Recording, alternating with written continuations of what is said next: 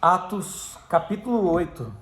E também Saulo consentiu na morte dele, e fez-se naquele dia uma grande perseguição contra a igreja que estava em Jerusalém.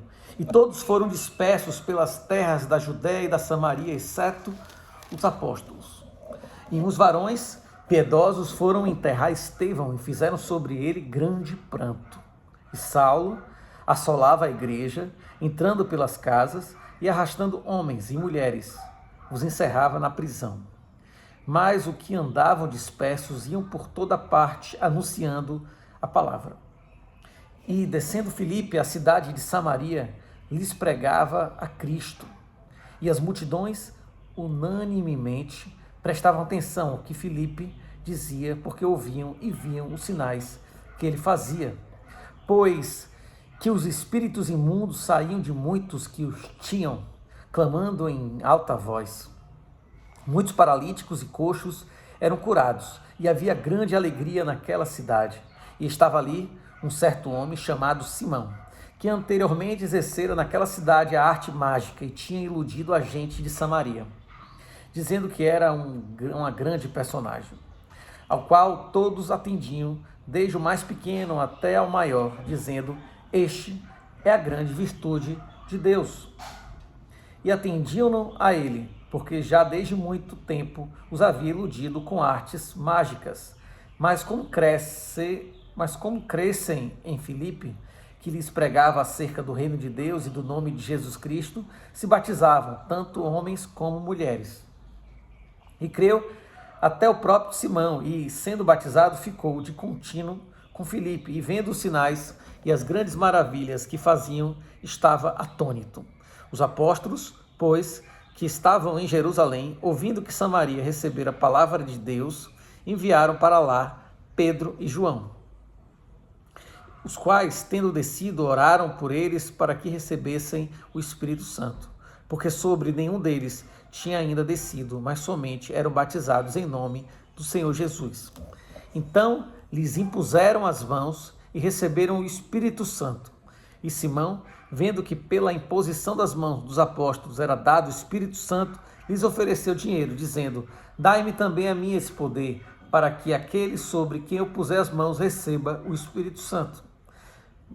Mas disse-lhe Pedro: o teu dinheiro seja contigo para a perdição, pois cuidaste que o dom de Deus se alcança por dinheiro. Tu não tens parte nem sorte nesta palavra, porque o teu coração não é reto diante de Deus.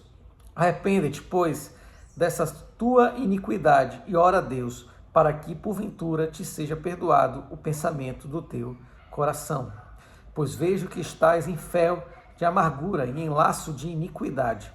Respondendo, porém, Simão disse: orai vós por mim ao Senhor, para que nada do que dissestes venha sobre mim. Tendo eles, pois, testificado e falado a palavra do Senhor, voltaram para Jerusalém, e em muitas aldeias dos samaritanos anunciaram o evangelho. E o anjo do Senhor falou a Filipe, dizendo: levanta-te e vai para a banda do sul, ao caminho que desce de Jerusalém para Gaza, que está deserto. E levantou-se e foi. E eis que um homem etíope, eunuco, mordomo-mor de Candace, rainha dos etíopes, o qual era superintendente de todos os seus tesouros, e tinha ido a Jerusalém para adoração.